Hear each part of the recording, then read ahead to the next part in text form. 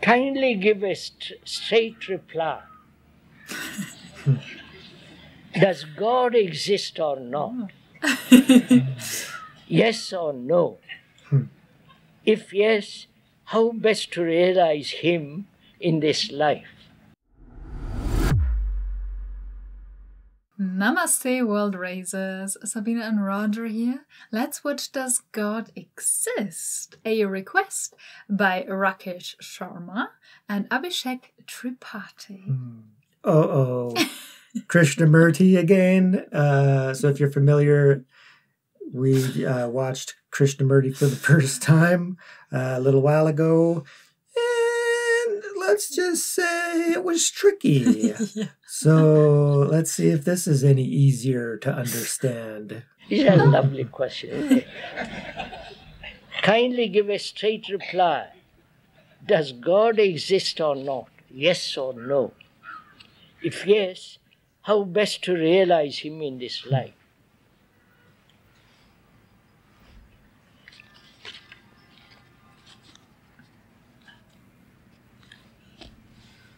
Man, throughout history, from the ancient Greeks, from the ancient Sumerians, have this idea of God. Right?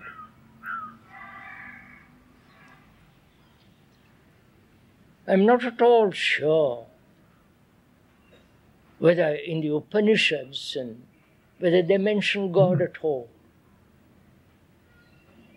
Or is it a later invention? You understand? So, what is God? We are investigating. I'm not attacking God. I'm not denying God. But we are investigating whether there is such a thing as God.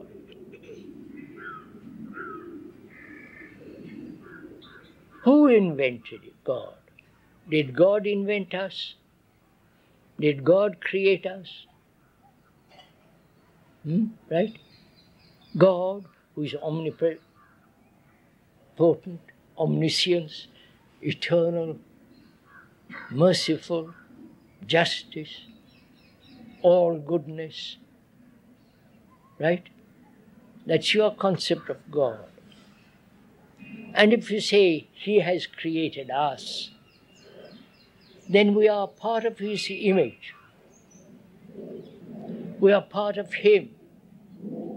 That is, we are omniscient, generous, loving, right? And eternal. Right? Are we? Or we think we are. You understand my question?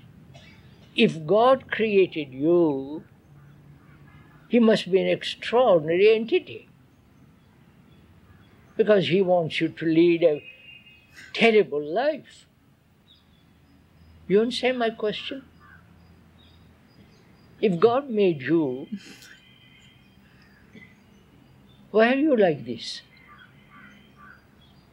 You must be extraordinary human beings. Mustn't you? Beautiful, full of joy, excitement, full of delight. But you're not.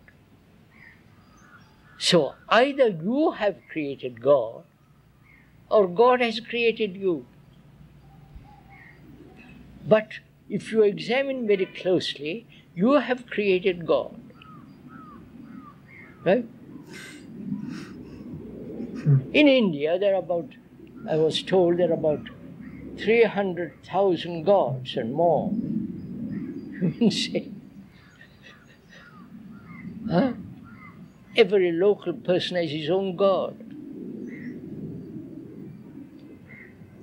So, sirs, we have created God. See the irony of it. Thought has created God, And then thought worships the image which thought has created, which is to worship oneself and call it God. You understand all this? The better part of you is God, right? I wonder if you understand this. First of all, let's be clear. Have you created God? The local gods round the corner? Or the local god in Rome or in Tirupati or wherever? You have created them, haven't you? Huh? You're so very uncertain, aren't you? So frightened. If you say we have created, then you are scared stiff, because you have created out of your fear that. Out of your fear, you want security, right? You want safety. You want to feel there is somebody looking after you. Because you are afraid. You follow? So you create that and then worship that. Just see what you are doing. Going to Tirupati and putting all your money in the bag. Do you think God wants your money? So look at it all. You have nothing but to offer but money. Garlands, prostrations, rituals, right? You have nothing else to offer. Have you realized the tragedy of this earth? You want to summarize what he just said? Yeah, for me, he's talking about the concept of God. So he hasn't gotten into, the ultimate reality of God. He's just saying that the gods that we're aware of, within traditional religion, and even in localities throughout India, how they each had their own god, like there's 300,000 gods. He said. So that's the concept of God, right? Mm-hmm. So we've created an image and a concept and an understanding, something that our psychological ego thinking mind, can, understand with intellectual knowledge, based on language. So it's a concept. So he's saying we created God, the concept of God, because it's beyond our understanding. So something gets created, and then belief systems arise, and then out of fear, then we have to worship the very thing that we created, in our mind. Like, all of a sudden God is, so some points in history, certain, belief systems will also incorporate,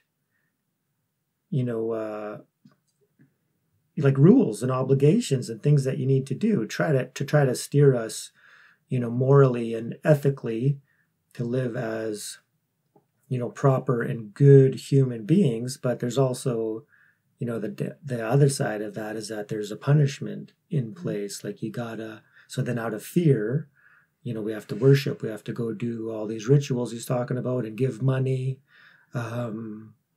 in order to be in God's good graces so that we can get to heaven someday.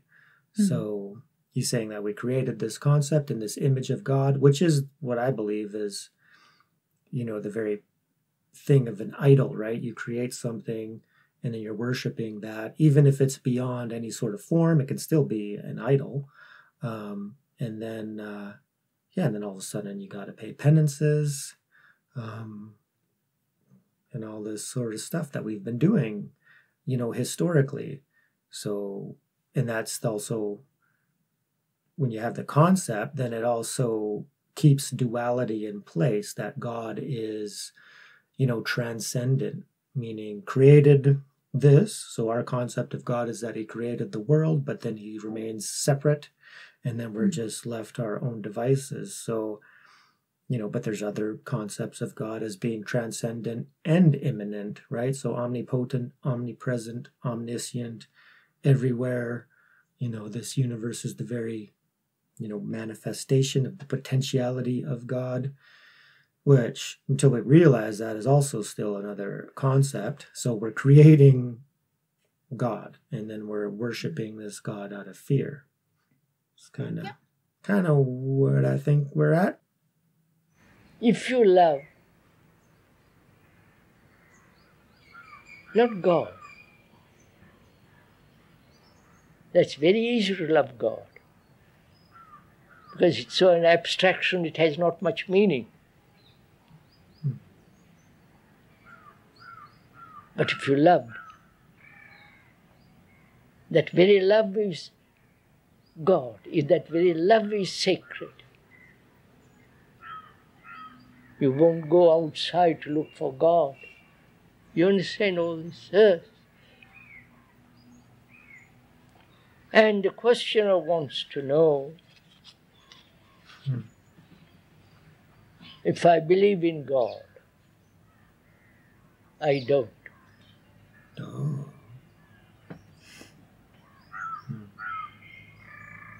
Because God is not something created by man.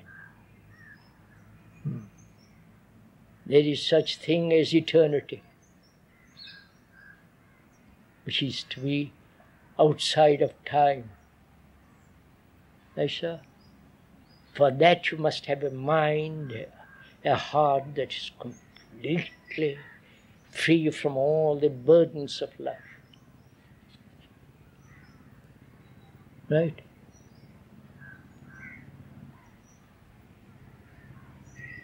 From your vanity, your arrogance, your selfishness. You follow, sir?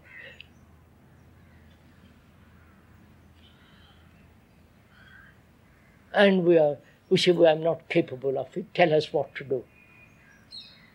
You're back in the cycle. Somebody to tell you what to do.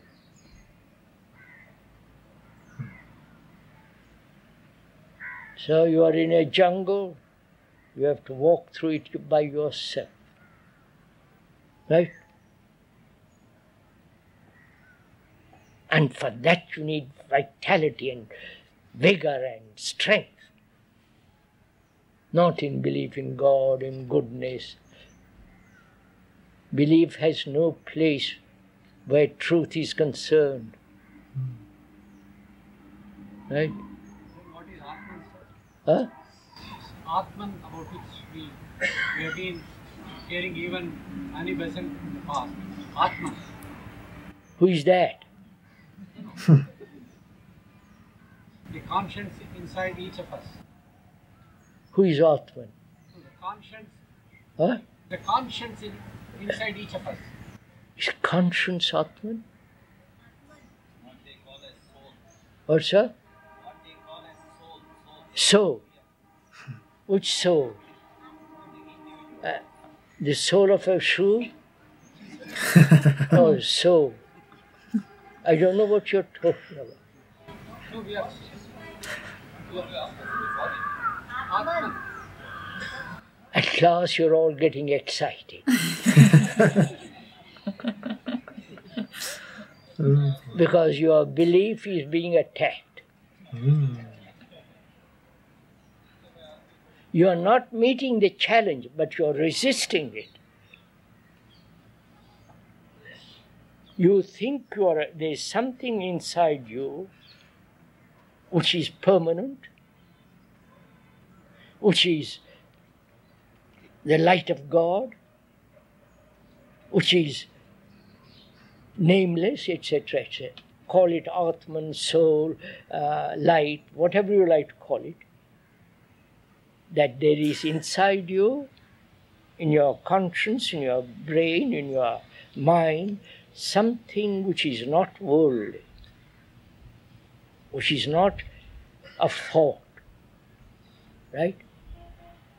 You believe that, don't you? Huh? Yeah, right. Yes, sir? Huh? What? How do you know?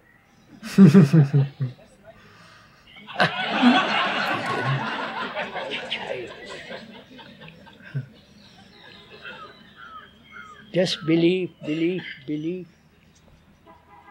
What kind of brains have you, sirs? Don't you want to find out? Don't you want to investigate into the truth of this matter? Whether there is soul, Atman, whatever you like to call it. Don't you just believe what? If you believe, what value has it? Okay, I think I know what he's getting at now. So you're back on track? Yeah. Yeah, so yeah, that was funny, right? When he pretended like he didn't know what Atman was. Of course he knows what that term means. Saying, what do you mean, the sole of a shoe? So he's pretending like he doesn't, just to show how people get agitated and irritated, the second that their belief system is, attacked, like you said, because people were getting upset. And the thing is too, is because even holding on to that as, a belief system, like believing that you have the soul, it's not the same as realizing it. So he's like, so belief, is really, he said it earlier, that belief is, it pales in comparison, to truth, right? So truth is beyond belief. And it needs to be experienced. So very similar to, to the Buddha's teaching that, don't believe in any words or concepts or teachings or what I'm telling you. You need to discover that truth for yourself. So, very skillful. I like it. Okay, yeah. See, suppose I believe I've got Atman or whatever it is, super Atman, I'll call it. I believe in that. And what value has it? In my daily life, what part does it play? I'm miserable, I'm confused, I'm lonely, anxious, in agony. What's the point of my having a belief in Atman? Wow. If I'm free from all that, completely, then I shall find out.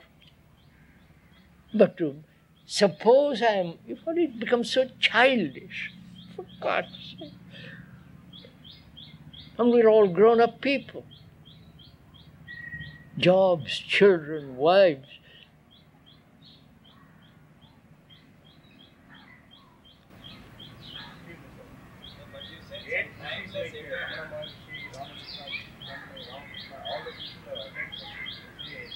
To attain something, it requires ages. You can't just by engagement, just like this, you cannot understand what is all the concept. Oh, what? Dedicate yourself. What, sir? I don't understand your shit. What is it? So many great people. Ramana Maharshi and who? Ramakrishna. Oh. All right, sir. What about them? What about them? So they lead a simple life and they advocate something and you dedicate yourself and detach yourself from the mundane type of life, then only you will attain something. Because we are being in this mundane, disturbed world, is it possible that to not to believe that unless we implement it, we can attain something? So being in a disturbed world, I think we are just believing each other going in a superficial way and different ways, this way and that way. All the people, the real religion says, you will discover yourself. Sir, would you forget all these people? Including Ramana Maharshi, what if the other gentleman was? Would you forget them? What value have their life to you? You have your life to live, not their life. God, what kind? And when the people say they have attained, what have they attained? How do you know? You also said there's some timeless eternity. I have said it, sir. Don't believe it.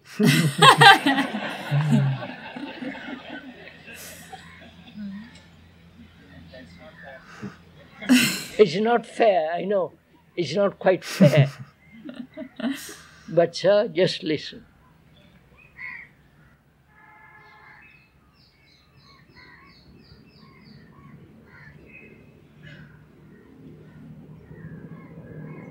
So truth is that it's something you cannot experience.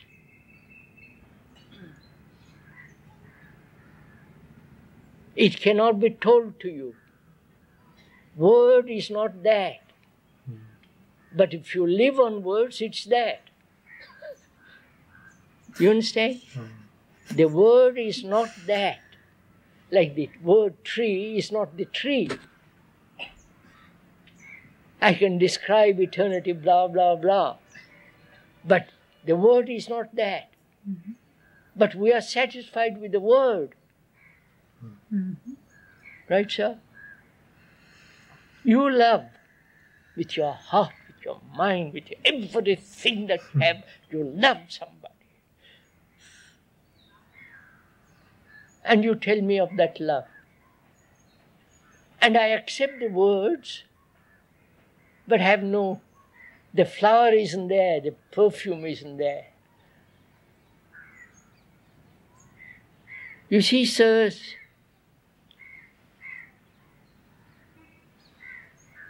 you have leaders, religious leaders and political leaders.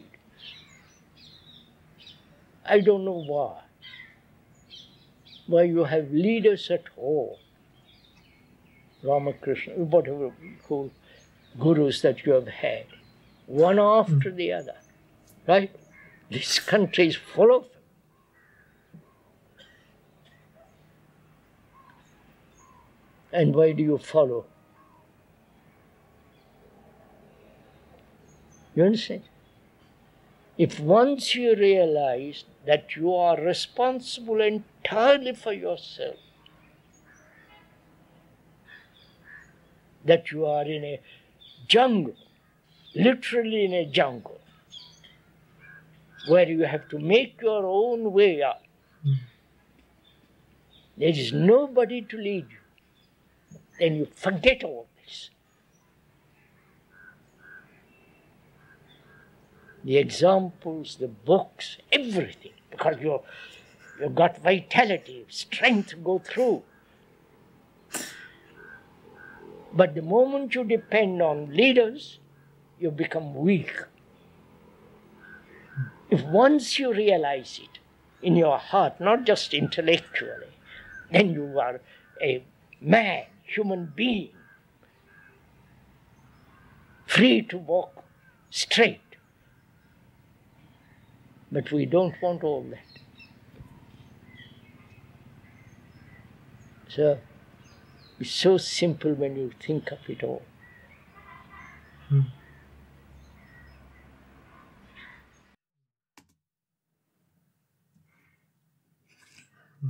Is it though?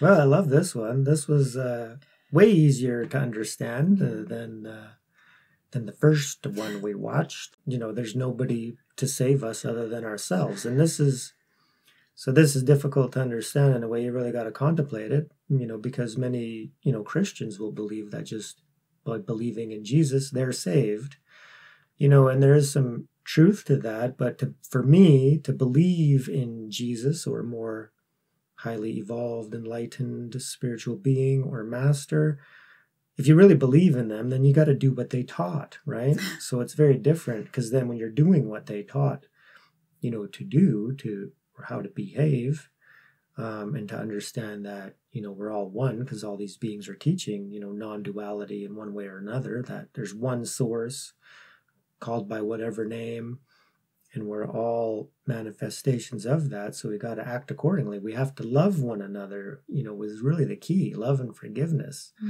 And then, yeah, you're going to evolve spiritually just by doing that, because you don't even need 10 commandments or any sort of moral rules, because you're just going to behave in line with ultimate spiritual reality, right? So you're going to start purifying negative karma or sin, whatever word you want to use to describe our ignorance and delusion, and you're going to stop acquiring this stuff, right? So you're going to evolve spiritually quite naturally, but we need to take responsibility. So even, so somebody who's choosing to follow a spiritual master, because that's part of the path too, right? We still need some teachings in order, to grasp and contemplate and understand, but then eventually, but even that decision to do so, to become spiritual, is still taking responsibility, right? So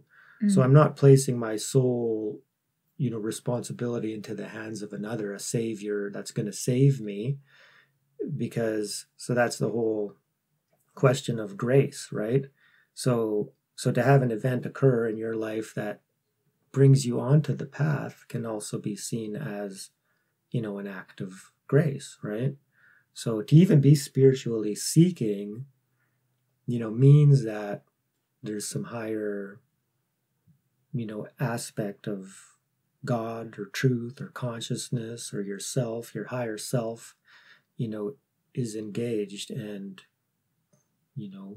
helping you along, right? So, the angels and archangels and the, whatever divine holy beings in whatever tradition, the Buddhas and Bodhisattvas, Dakas and Dakinis, and there's higher beings, that want humanity to evolve and to, into the truth, right? To become more peaceful, loving, kind, compassionate, and caring, are the signs of spiritual progress.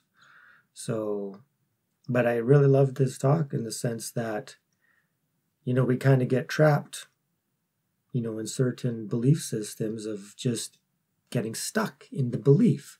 Oh yeah, I believe in God.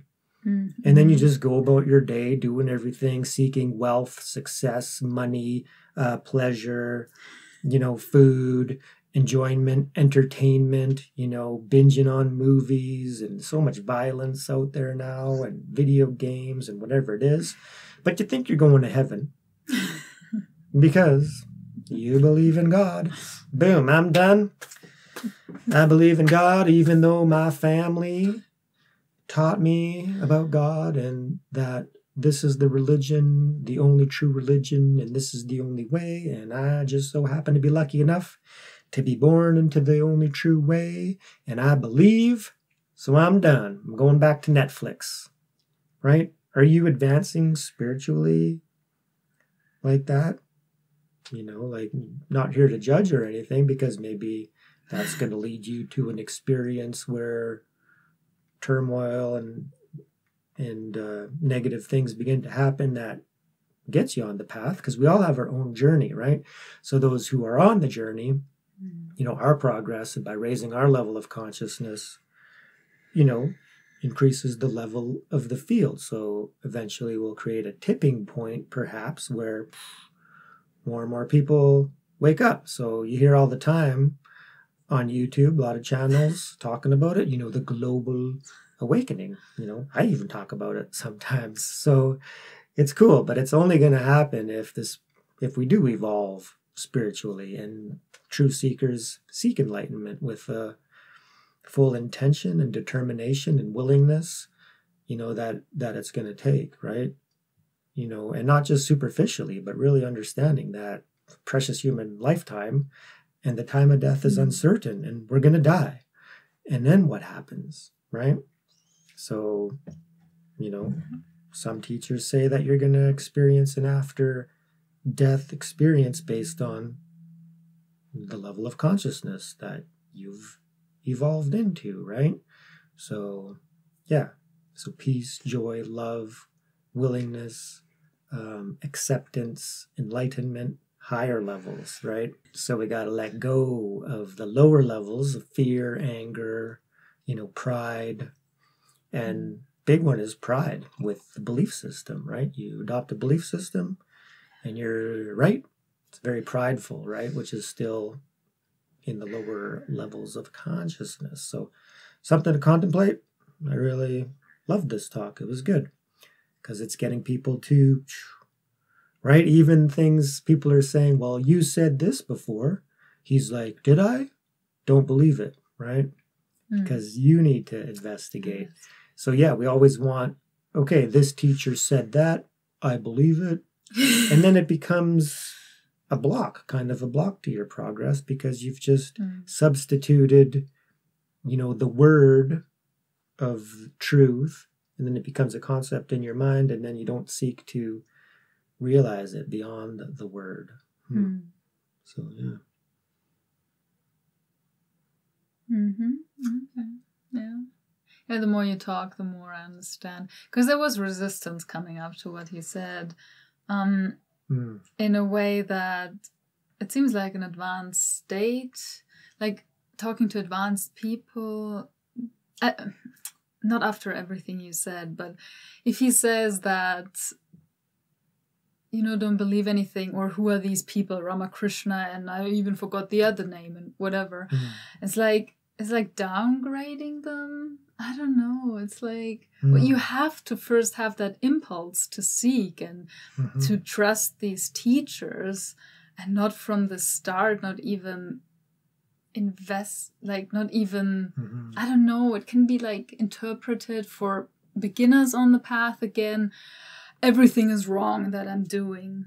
Yeah. I find it, I don't know. It just reminded me of that. I get what you're saying. It's kind of like a double-edged sword, right? Yeah. So we do want to contemplate and seek the truth within, but then if you're, denying, like Ramakrishna and some, authentic Ramana Maharshi and some authentic realized beings, and then if you're denying what they're saying, because Krishnamurti doesn't want you to grasp onto the words as a belief system of what they're saying, then it's a double-edged sword, because that could totally limit your progress as well too. If you're saying, well, I don't believe that because I'm not supposed to believe anything that these beings are saying. I got to seek the truth within myself. But if they are speaking the truth, which they were, then yeah, you gotta take it without grasping too fixedly on it. Instead of believing in it just outright, so it becomes a concept, take what he says and then investigate it. So you're not dismissing it, but you're really investigating until it really becomes an experience and a truth for you, right? So you're not denying what they're saying, but maybe, well, I'm not too sure, like Krishnamurti was what he was getting at with that. But so don't deny outright, especially a highly realized being. Yeah, they're going to be teaching the truth, no doubt. But, but don't just accept it as your belief because they said it. But take it in as, I have heard a teacher, Ramakrishna, said this. I've heard him say that. I'm not just going to accept it as a belief. I'm going to seek that truth and really contemplate it and meditate on it, think about it over and over, and, and then I found for me on my journey is that I would hear the same things from different teachers and different sources. And then when you have different words and different interpretations and different explanations for different things, and you really contemplate, then it begins to, become a reality, right? So at the beginning, when he's asking if you believe in God, if you believe in this and that, and I'm like, I'm nodding, and Sabine's looking at me like, yeah. Well, what we do because of all the teachings that we've had so far, right? And then how it's kind of, for my path been very intellectual, and I love to contemplate it. I would contemplate over and over until it becomes just so incredibly logical, but still conceptual. But conceptual understanding is still a part of the journey, and it's okay. But not just to take what somebody says and then say, okay, I believe that now, and then thinking that you're done, and then not really progressing and becoming a more kind and loving and caring person, because that's part of the journey. So anyways, Yeah, good discussion. Good talk, good talk. So if you enjoyed this video as much as we did and our discussion, if you have anything more to add, please let us know down in the comments. Remember to like, really helps the channel. And of course, subscribe. And remember, raise yourself.